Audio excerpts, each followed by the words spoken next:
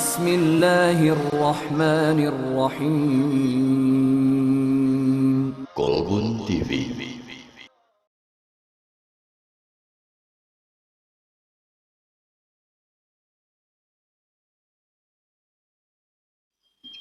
Assalamualaikum warahmatullahi wabarakatuh. Alhamdulillah, Allahumma salli wa sallim ala Muhammad ibni Abdullah wa ala alihi wa ashabihi wa ahli baitihi wa man tabi'a millatah. Rabbi syrah li sadri wa yassir li amri wahlul 'uqdatam min lisani yafqahu qawli, amma ba'du. Allahumma ij'al istima'ana hadza istima'ar rahmah wal barakah wa iftiraqana ba'dahu iftiraqar rahmah wal barakah. Amin. Qala Allah Ta'ala fi kitabil karim, a'udzu billahi minasy syaithanir rajim. Bismillahirrahmanirrahim. Wal 'asri innal insana lafi khusrin illal ladzina amanu wa 'amilus salihati wa tawasaw bil haqqi wa tawasaw bis sabr. Wa qala Rasulullah sallallahu alaihi wasallam, al imanu uryan wa libasuhu taqwa wa zinatuhul haya wa samaratuhul ilmu. Sadaqallahul azim wa sadaqa rasuluhul habibul karim wa nahnu ala zalika minasyahidin. Hadirin muhtaramin, para kiai, para ustaz, para nyai, para sepuh, ini sepuh, wabil khusus segenap pengurus TKM Ikhwatul Ummah. Bapak Ibu hadirin hadirat jamaah kuliah subuh yang dimuliakan Allah Subhanahu wa taala. Alhamdulillah, pagi ini kita ditakdirkan oleh Allah untuk bersama-sama mendirikan salat subuh berjamaah. Mudah-mudahan ibadah kita diterima oleh Allah Subhanahu wa taala. Semoga subuh kita sekarang menjadi subuh yang terbaik dalam kehidupan kita. Karena subuhnya kita tidak tahu apakah subuh besok masih bisa beribadah atau tidak. Subuh besok usia kita masih ada atau tidak. Namun kita semua berharap mudah-mudahan kita semua dipanjangkan umurnya oleh Allah. Amin. Salawat dan salam semoga tetap tercurahkan pada baginda Nabi Muhammad sallallahu alaihi wasallam beserta keluarganya, sahabatnya, dan para pengikutnya sampai akhir zaman, yang mudah-mudahan kita semua termasuk di dalamnya. Amin ya rabbal alamin. Bapak Ibu yang dimuliakan Allah, mudah-mudahan cukup waktunya saya akan menyampaikan sebuah hadis yang terdapat dalam kitab Nasaihul Ibad karya Syekh An-Nawawi Al-Bantani. Qala Nabi sallallahu alaihi wasallam, sayati zamanun ala ummati yuhibbuna khamsa wa yansawna khamsa. Rasulullah sallallahu alaihi wasallam bersabda, akan datang suatu masa kepada umatku, mereka mencintai 5 perkara, melupakan 5 perkara. Yuhibbunad dunya wa yansawnal akhirah. Yang pertama, umat Nabi Muhammad mencintai dunia dan melupakan akhirat. Entah terjadi atau belum, Pak. Akan datang suatu masa menimpa umatku, mereka mencintai dunia, melupakan akhirat. Sesungguhnya kita sekarang hidup di alam dunia. Boleh nggak kita mencari dunia? Oh, boleh. Iya, boleh. Artinya begini ya Pak Ibu, kita semua ini dianjurkan memang untuk mencari nafkah. Iya kan? Untuk apa?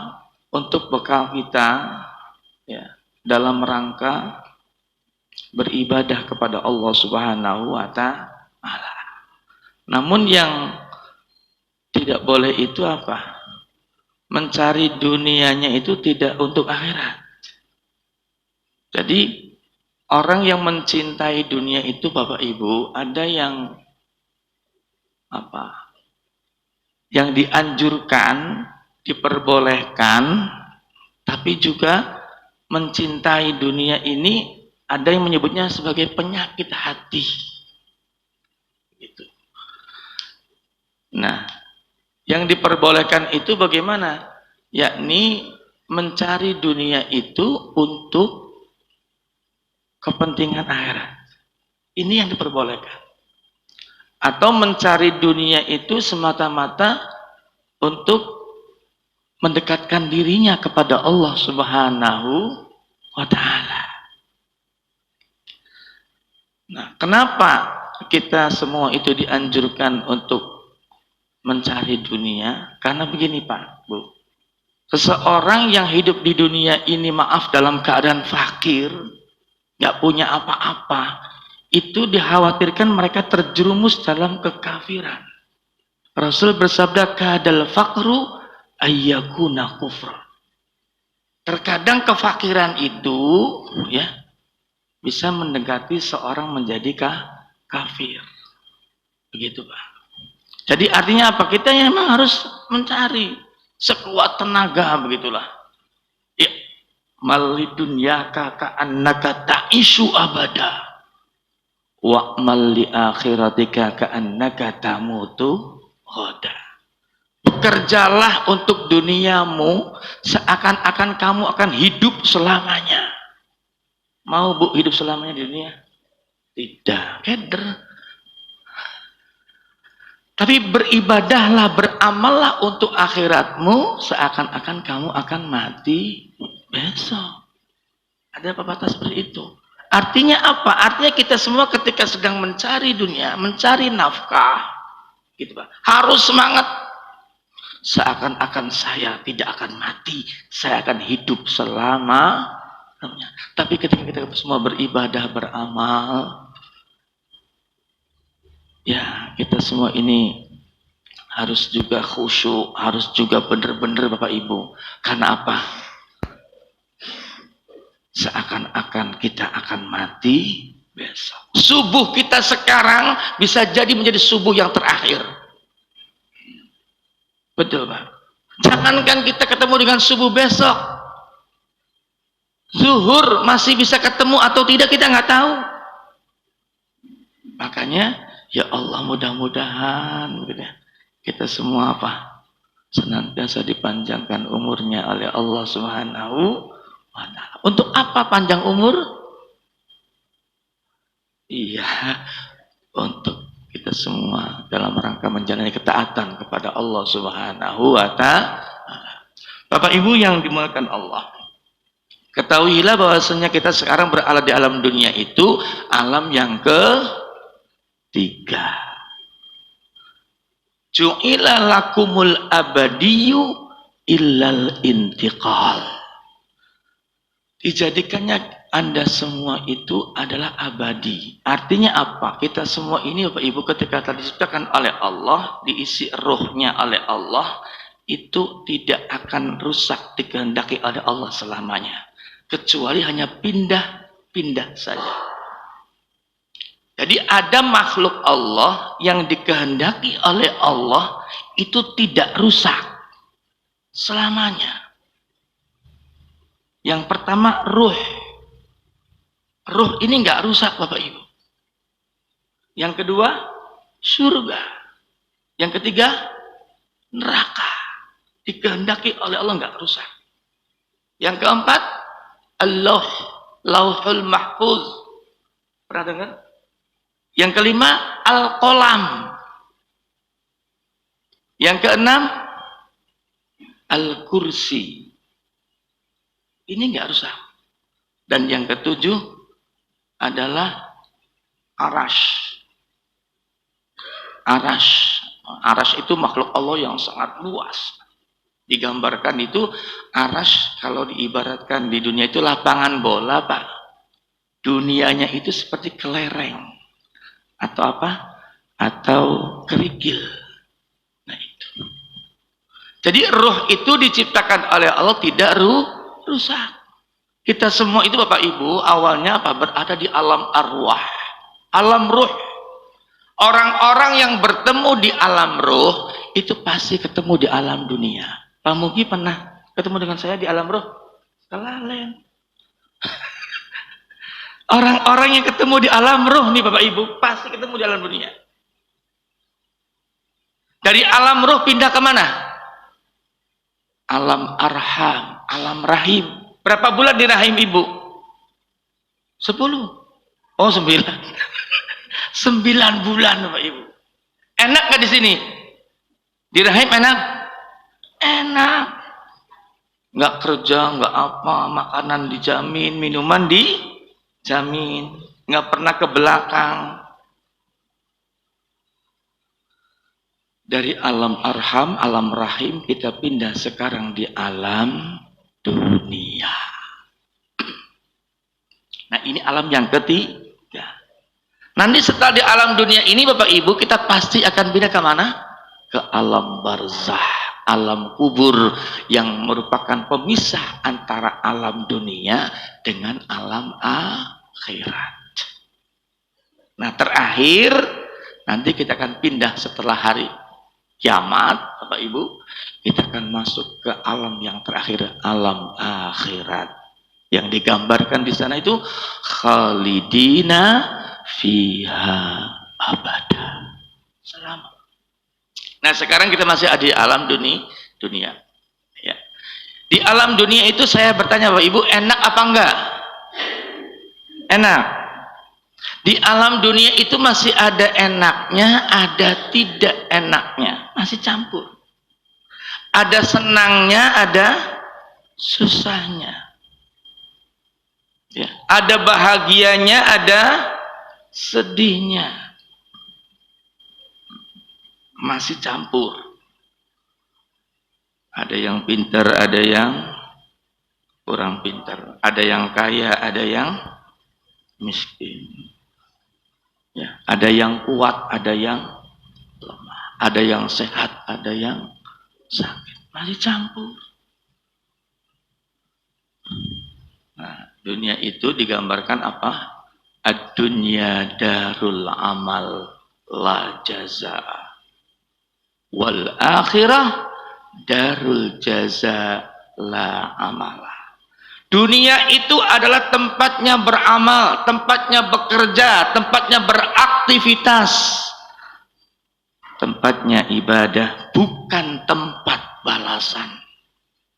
Wal akhiratu darul jaza la amala. Sedangkan akhirat adalah tempat balasan, bukan tempat beramal.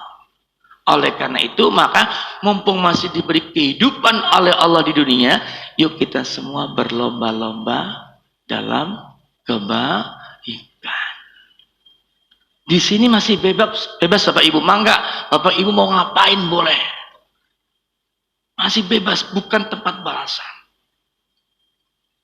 Tapi ingat ya, bahwasanya kita semua ini nanti akan dibalas sesuai dengan apa yang telah kita lakukan. Kan begitu. Masih bebas Pak. Mau ibadah saja mangga. Saya mah nggak mau ibadah. Ya wis terserah. Tapi nanti silakan tanggung masing-masing. Kan begitu. Bukan tempatnya balasan. Kenapa? Karena ketika balasan ditaruh di dunia nggak bakal muat. Pernah dengar Bapak Ibu hadis ketika seorang menyolatkan jenazah, maka akan dapat pahala seberapa? 1 qirot. 1 qirot itu berapa? Misla Jabalil Uhud, sebesar gunung Uhud. 1 orang 1 gunung. Kalau yang menyolatkan 200 orang berarti 200 gunung. Mengantarkan sampai ke kuburan dapat 1 qirot lagi, dapat 1 gunung Uhud lagi. Berarti yang 200 orang kalau semua mengantarkan jenazah ke kuburan dapat 200 gunung lagi. Berarti 1 orang dapat 2 gunung Uhud. Kali 200 berapa? 400. Ditaruh di sini. Muat? Nggak muat. Nanti Pak, balasan di sana, di akhirat. Ya. Begitu juga siksaan, tidak di sini Bapak Ibu. Nanti di akhirat. Siksaan itu, balasan itu semua di akhirat. Nah, oleh karena itu mari ya kita senantiasa di dunia ini menurut Imam Al-Ghazali apa Bapak Ibu? Ad-dunya mazra'atul akhirat. Dunia itu adalah sawah ladangnya akhirat. Sekarang kita lagi nandur Pak. Wis diniati nandur belah. Ya. Orang-orang yang nandur nanti pasti panen. Nandurnya baik, panennya baik. Nandurnya jelek, panennya jelek. Mangga. Nandur padi bakal tumbuh padi. Nandur rumput tumbuhnya masa padi? Ya rumput. Kan seperti itu. Nah ini mari. Dunia kita cari untuk apa? Tadi. Karena dunia itu adalah balaghul akhirah. Hanya wasilah. Bukan tujuan utama hidupnya orang muslim dunia. Tetapi akhirat. Bagaimana kita hidup di dunia ini untuk kepentingan akhirat. Bapak Ibu yang dimuliakan Allah. Kemudian Rasulullah SAW bersabda, Innallaha yu'tid dunya man yuhibbu wa man la yuhibbu. Sesungguhnya Allah Subhanahu wa taala menganugerahkan, memberikan dunia itu kepada orang-orang yang dicintainya dan juga kepada orang-orang yang tidak dicintainya. Kalau dalam urusan dunia Pak, Bu, semua diberi oleh Allah. Orang Islam diberi kekayaan, orang kafir diberi kekayaan. Orang Islam diberi jabatan, orang kafir diberi jabatan. Orang Islam diberi kesehatan, orang kafir diberi kesehatan. Kalau masalah dunia Allah berikan, tidak pandang bulu. Wala yu'til iman illa man yuhibbu. Tetapi Allah Subhanahu wa taala tidak memberikan iman kecuali kepada orang-orang yang dicintainya saja. Maka kita alhamdulillah bersyukur. Alhamdulillah di dunia ini dikehendaki oleh Allah dalam keadaan beriman. Mudah-mudahan kita semua yang hadir di sini adalah termasuk ke dalam golongan orang-orang yang dicintai oleh Allah Subhanahu wa taala. Itu Pak. Jadi kalau masalah dunia nggak usah iri hati lah kepada orang kafir, nggak usah. Memang kalau urusan dunia Pak semua diberi. Ya. Bahkan mungkin orang kafir lebih kaya daripada orang Muslim, kan begitu. Enak nemennya aja, nggak sholat, nggak puasa. Kok hidupnya kaya, hidupnya kelihatannya bahagia, kelihatannya Pak. Dan memang dunia itu bagi orang Islam sebagai apa? Ad-dunya sijnul mu'min. Dunia itu adalah merupakan penjaranya orang beriman. Kita di dunia bebas nggak Bu? Pak? Nggak bebas. Makanan kita dibatasi, minuman kita dibatasi, pakaian kita pun dibatasi. Betul. Nggak semua makanan boleh masuk, ya kan? Sapi masuk nggak? Masuk. Kambing? Masuk. Kerbau? Masuk. Iya maksudnya. Ayam? Masuk. Kadal? Minggir, kan begitu. Nggak semuanya boleh. Bebek masuk, kodok minggir masuk, cuman masa masuk bebek nggak bebas, dibatasi. Minumannya pun demikian. Kalau ini masuk nggak? Masuk. Contoh ini Pak. Bismillahirrahmanirrahim. Ini contoh Bu.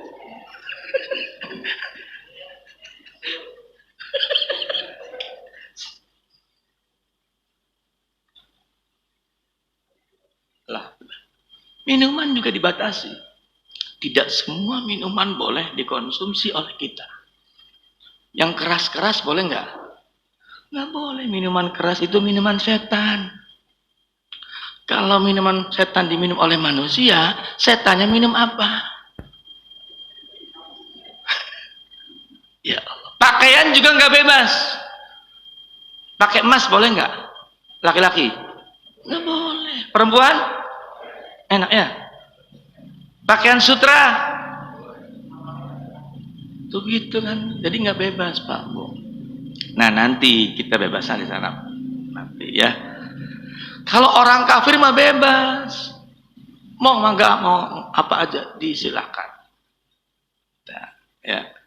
Jadi kalau masalah urusan dunia itu Bapak Ibu semua diberi oleh Allah Subhanahu wa taala, tetapi kalau masalah iman, Islam, husnul khatimah hanya untuk orang-orang yang dicintai oleh Allah Subhanahu wa taala saja. Amin.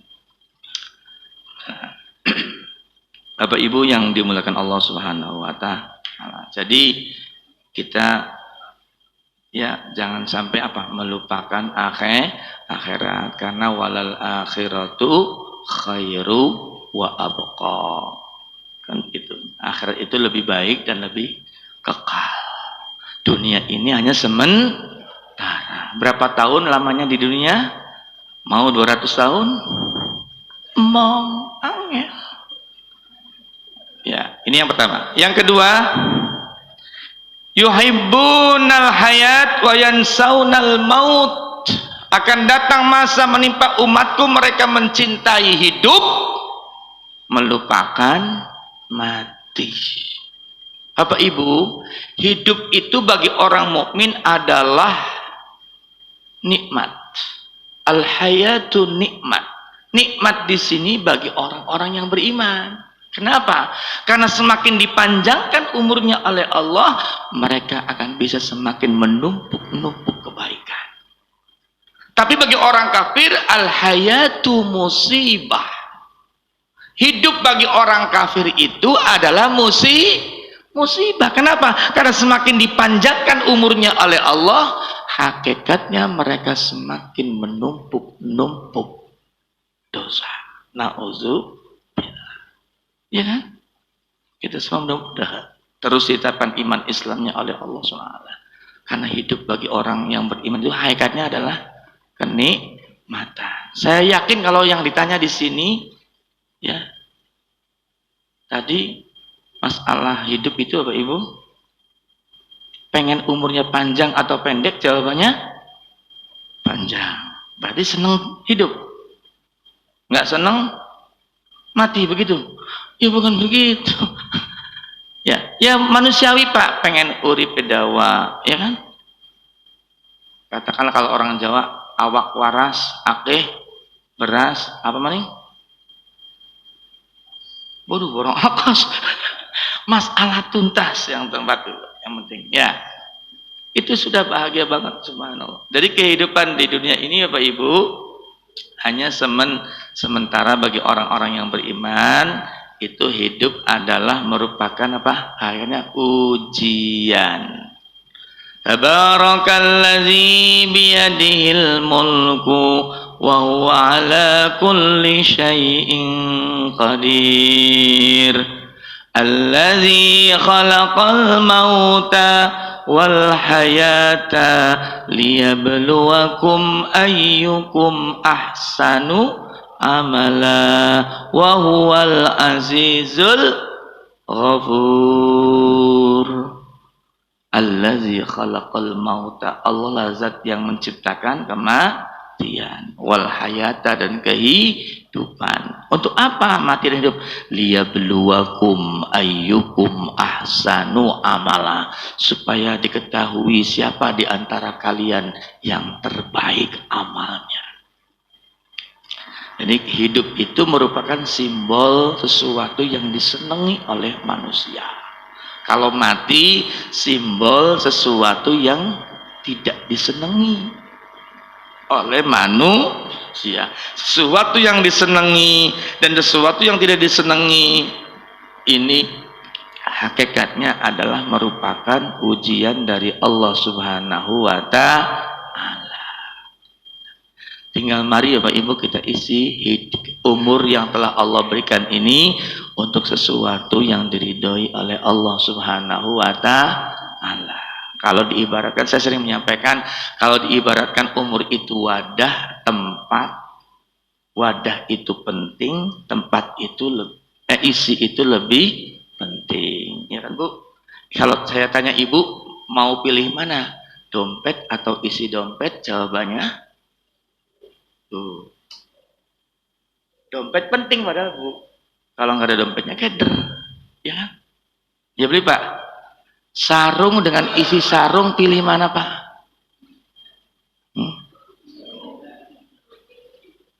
Penting sarung, isinya mobil dengan garasi pilih mana? Garasi penting, mobil lebih penting. Yang penting isinya Pak. Kalau ibarat umur itu adalah tempat wadah, yuk kita isi dengan apa? Dengan sesuatu, ya, pekerjaan, amal, aktivitas yang disenangi oleh Allah Subhanahu wa Ta'ala. Karena apa Pak Bu? Karena kadang-kadang kita itu yang dinilai isinya, iya kan? Isinya. Ini air mineral paling berapa? 500 ya. Coba kalau diganti isinya dengan minyak apa? Sayur, berubah nggak harganya? Berubah. Wadah sih tetap, tapi isinya lebih bagus, lebih penting ya. Nah itu. Bapak Ibu yang dimaksud sampai anak-anak SMK pernah ditanya Pak, Bu, anak-anak pilih mana? Yang perempuan. Ada laki-laki ganteng bajunya jelek. Ada laki-laki jelek bajunya mahal. Bagus. Pilih mana? Ya pilihnya yang ganteng yang bajunya bagus Pak. Nggak ada. Sudah laku. Kau yang laki-laki pilih mana? Ya. Perempuan cantik bajunya jelek. Perempuan nggak cantik bajunya mahal. Pilihnya mana? Enggak Bu, anak laki-laki lebih pintar jawabnya. Saya milih perempuan cantik walaupun bajunya jelek katanya. Kenapa saya jawab? Saya tanya. Karena kalau perempuan cantik Pak, nggak pakai baju juga bagus. Kurang ajar nih. Apalagi pakai baju katanya. Ya Allah.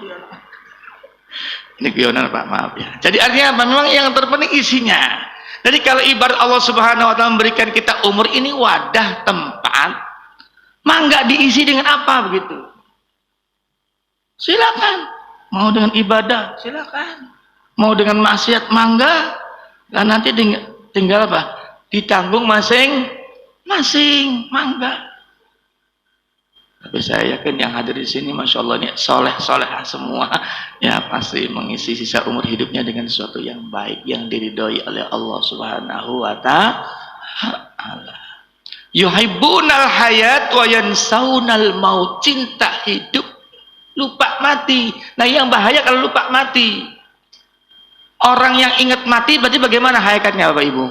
Orang yang ingat mati berarti orang yang mempersiapkan dirinya untuk kehidupan setelah meninggalkan dunia. Saya yakin yang hadir di sini ingat mati semua. Karena sekarang sedang apa? Berkumpul di masjid ini untuk dalam rangka beribadah, kan begitu Pak. Kenapa kita harus ibadah? Supaya kita dapat apa? Pahala. Untuk apa pahala? Iya, untuk bekal kita Pak, Bu, setelah meninggalkan dunia ini. Karena kan dunia nggak selamanya. Tadi orang yang ingat mati itu bukan orang yang lihat di kuburan, terus ada orang, ya Allah, hidup dan mati itu. Bahkan orang-orang yang maaf, yang jualan apa? Batu nisan. Kan ya, setiap hari lihat batu nisan. Apakah sudah pasti dia ingat mati? Belum tentu. Jadi orang-orang yang ingat mati itu adalah orang-orang yang mempersiapkan dirinya mencari bekal untuk kehidupan dia setelah meninggalkan dunia ini. Itu. Jadi ya jangan lupa mati. Yang ketiga, yuhibbunal kusur wa yansaunal kubur. Akan datang menimpa umatku suatu masa mereka mencintai bangunan-bangunan yang mewah, yang megah, tetapi mereka melupakan kuburan. Senang pada bangunan yang megah, melupakan kuburan. Manusiawi seperti Bapak Ibu. Kalau suruh milih pengen punya rumah yang sempit atau yang luas? Ya iya, bila perlu ada kolam renangnya ya Bu ya. Rumahnya bagus, ada kolam renangnya bertimpa. Boleh nggak kira-kira pengen punya rumah yang bagus, yang luas? Boleh, tapi jangan lupa rumah masa depan. Kuburan ukurannya berapa? 1x2. Itu Pak. Untuk apa kita punya rumah yang bagus? Zayyinu manazilakum bisolah wa tilawatil Quran.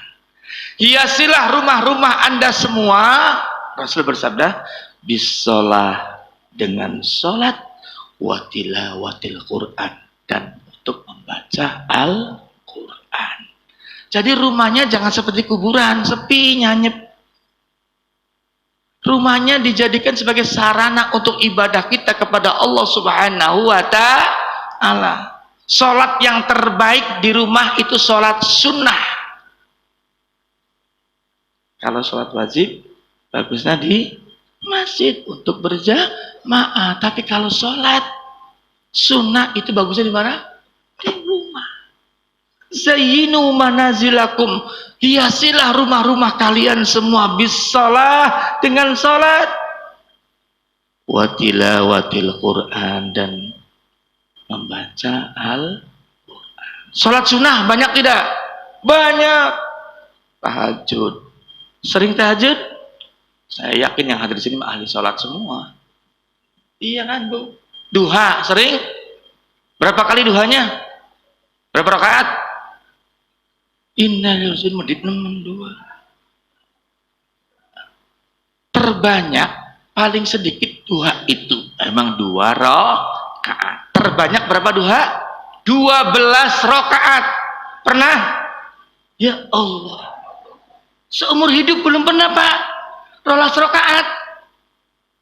Ya Allah Bu, sekali-kali. Ini kan hari Minggu, hari Ahad, ya. Kalau kita nggak kerja, ayolah duhanya sekali-kali 12 rakaat. Duha 2 rakaat. Ya nggak apa-apa sih. Cuman ya kalau bisa meningkat. Ibu berapa Bu? 4. Subhanallah. Yang penting rutin Pak Bu. Insya Allah. Ya. Jadi yuk kita isi rumah kita dengan apa? Dengan sholat dan membaca Al-Quran. Rumah-rumah yang dibacakan Al-Quran Pak Bu, insya Allah nih ya. Rumah-rumah yang sering dibacakan Al-Quran, maka bagaimana? Allah akan mengeluarkan semua masalah yang ada dalam rumah itu. Sehingga Allah mendatangkan solusi. Itu Pak. Terus baca aja. Jangan sampai kedua mata kita ini yang bisa melihat 24 jam tidak melihat mushaf Al-Quran. Hari ini ngeliat Quran belum? Nanti pulang dari rumah, buka mushafnya, dibuka. Masih ada tulisannya enggak? Oh masih ada, tutup maning. Ntar dibuka lagi, ya dibaca. Melihatnya saja nih Bapak Ibu dapat pahala insya Allah. Apalagi membacanya dengan bagus.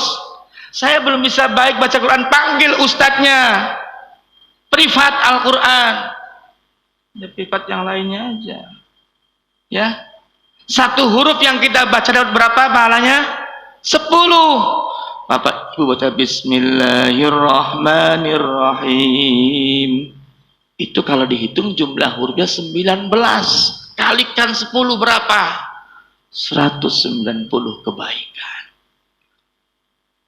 Undang ustadznya Pak Ambu. Saya malu belajar di masjid misalkan. Panggil aja ustadznya. Ya ustadz atau ibu ustazah belajar ngaji Al-Quran. Nggak rugi insya Allah.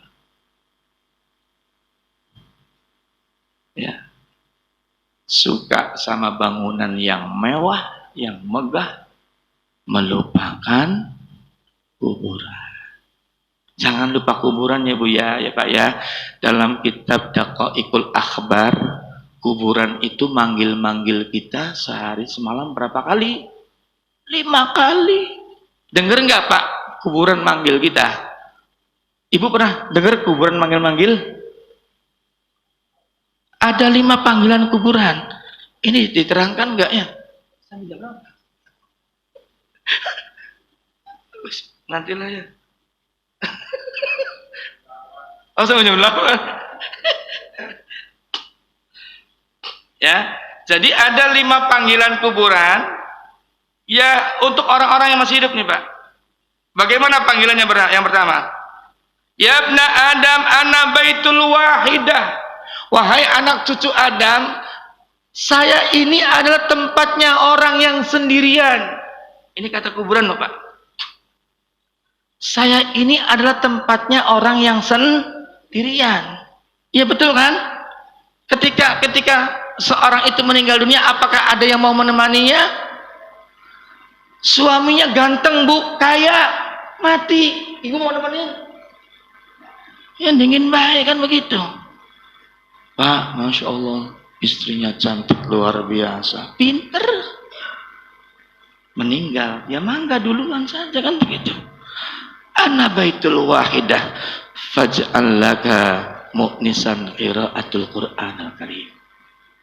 Ketika Anda semua masuki diriku, maka bawalah teman yang nurut, teman yang jinak. Siapa kira-kira yang mau menemani kita di kuburan? Qiraatul Qur'an Al-Karim. Membaca Al-Quran. Bacalah Al-Quran. Allah akan menjelmakan nanti ya amalan bacaan Quran kita nih Bu Pak, sesosok makhluk yang sangat luar biasa menariknya. Kalau laki-laki gantengnya luar biasa, kalau perempuan cantiknya luar biasa, yang menemani kita nanti di kuburan. Panggilan yang kedua, ana baituz zulmah. Hai anak Adam, aku ini adalah tempatnya sesuatu yang sangat gelap gulita. Di kuburan itu Pak petang rubet. Fanawwiruni bis salatil lail. Maka ketika Anda semua masuki diriku, bawalah penerangnya. Kira-kira penerangnya apa supaya nggak gelap kuburan kita? Patromak? Apa? Obor? Cempor? Nggak bisa. Fanawwiruni bisolatil lail. Terangilah saya, kata kuburan, bisolatil lail, dengan amalan sholat malam, sholat tahajud. Ya, sholat tahajud kita nih Pak nanti akan akan dijadikan oleh Allah amalan sholat tahajud ini sebagai penerang, sehingga di kuburan itu enggak gelap. Percaya nggak kira-kira Pak? Nggak percaya mati bandingin lah. Angel teman. Nomor 3, ana baitut turab. Hai anak Adam, saya ini adalah tempat yang beralaskan tanah. Tanah turab. Fahmil firash wa huwal amalus saleh. Ketika Anda semua masuki diriku, maka bawalah alas. Bawalah apa ya? Iya. Semek alas.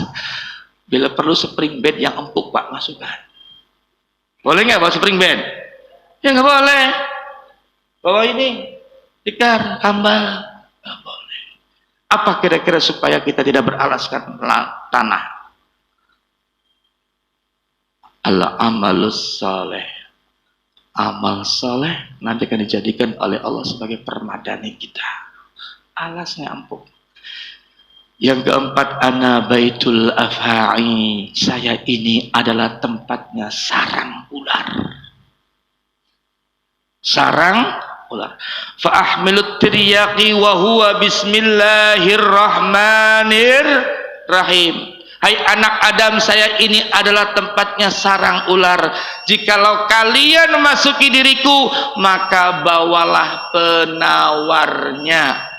Kira-kira penawarnya apa Pak supaya ular nggak gigit kita? Garam 2 karung dimasukkan, nggak boleh Pak Haji.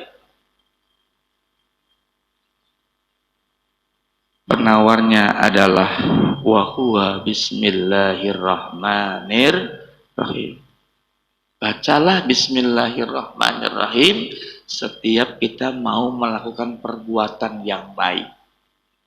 Mau makan bismillah, minum bismillah, tidur bismillah, mau masuk masjid bismillah, masuk rumah bismillah, masuk pasar bismillah. Yang terakhir, ana baitus sa'il mungkar wa nakir. Saya ini adalah tempatnya pertanyaan malaikat mungkar dan nakir. Fa'aksiru ala zahri qawlu syahadatain yumkinu laka an tujawibihim. Ketika Anda masuki saya, kata Gibran, maka supaya Anda mampu menjawab pertanyaan malaikat mungkar dan nakir, perbanyaklah membaca 2 kalimat syahadat atau kalimat thayyibah.